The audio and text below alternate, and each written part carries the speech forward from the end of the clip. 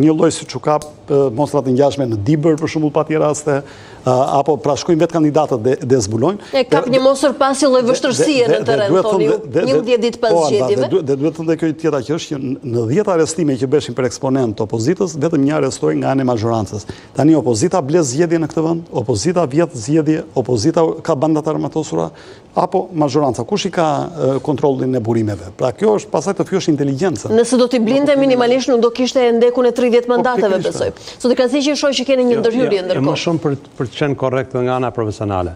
Është drejtë e opozitës dhe besojnë gjithë një studie pranojmë dhe kushdo që ka respekt për veten dhe për njohuritë për minimale për demokracinë pranon që këto nuk janë zgjedhjen e standardet demokratike që duhet kishte Shqipëria.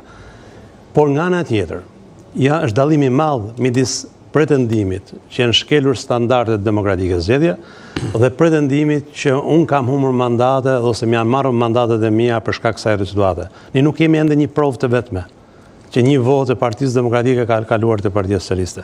Ne kemi pretendime dhe prova të pafundme që Partia Socialiste ka zëruar shumë më tepër shtrihen e saj dhe pushtetin dhe votën se sa votuesit real saj, por nuk kemi që ka kaluar tek pala tjetër. Do thotë kur në kuptoni procesin e kalimit të votës, çfarë keni parasysh? Ne kena pas zgjedhje. Deviacionin e vullneteve? Kena pas zgjedhje, a përmend tu zgjedhje më të mira dhe më të këqija në historinë e Shqipërisë. Zgjedhje më të këqija kanë qenë kur t'ja merre palës tjetër i numëroja për vete.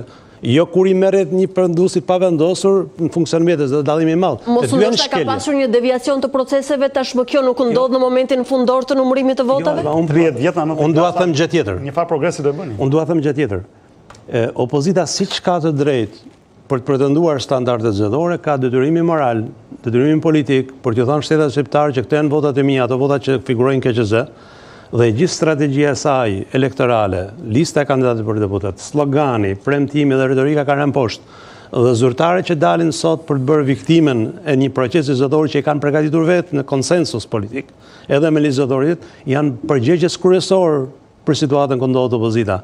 Dhe përpjekja për të shqyrë militantët me ushqim do rrëzoj Amerika për 6 muaj, do largohet për 1 vit, do ja arrestoj SPAK në fund të javë, do bëjmë qeveri teknike, etj. Këto janë nga historitë e ushqimit militant që nuk meritojnë as 1 minutë koment.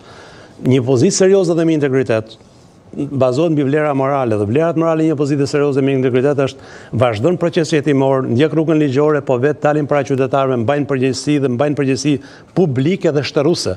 Nuk mund thuash unë largohem nga këtu kur më largon Perëndia. Nuk është partia politike, familje private, pronë private, apartament privat dhe vilë privat. Pra, në idenë tuaj këto janë procese që duhet të ndodhin paralelisht, janë marrja e përgjegjësive dhe pranimi i disfatës duke pranuar edhe statutin e Po flas me gjuhë që flet çdo qytetar. Është tjetër gjë ti të bësh akte morale dhe dalë thuash, unë kam sa parime dhe po i respektoj parimet dhe prandaj jam ndryshe nga pala tjetër. Se i respektoj këto parime dhe kështu fillon besh besueshëm edhe në artikulimin që ti bën.